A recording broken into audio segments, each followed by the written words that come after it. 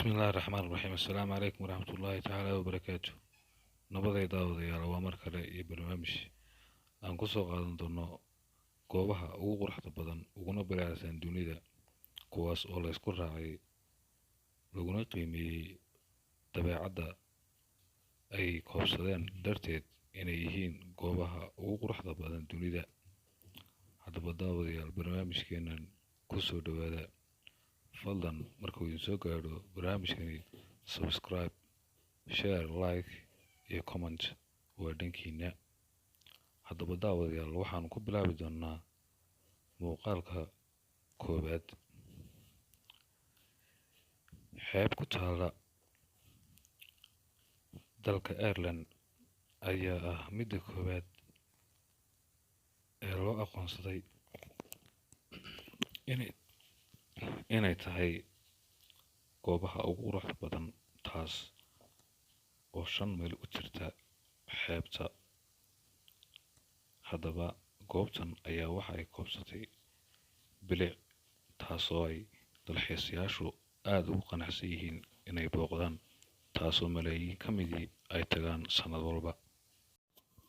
goobta xigta aan kusoo qaadan doono barnaamijkeena noqonaysana goobta labaad ee ugu quruxda badan dunida waxaa magaceeda la yidhaahdaa Bolivia, waxaanay ku taalaa dalka Mareykanka.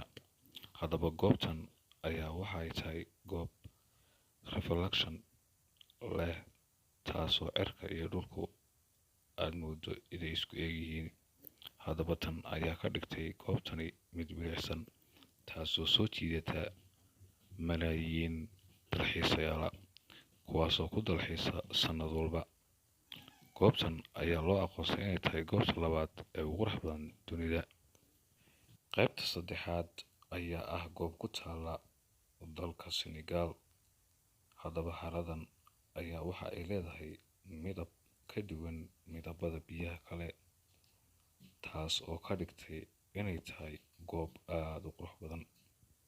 goobtan muuqaalka idin muuqda ayaa ah goob ay dalxiisayaal fara badani ay booqdaan. midabka guduudka ah ee biyaha, taas oo dheer lehna macdan ay ka qotaan dadku, waana goob aad u qurux badan. taas ayaana ka dhigtay inay tahay goobta saddexaad ee ugu qurux badan dunida. goobta afraad ee ugu qurux badan dunida waa goobtan idin muuqata, taas oo la aqoonsaday inay tahay halka saddexaad.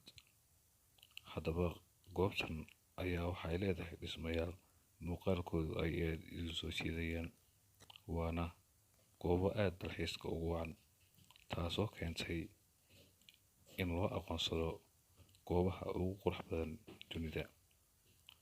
haddaba daawadayaal barnaamijkeenan caawa intaas ayaan kusoo koobaynaa.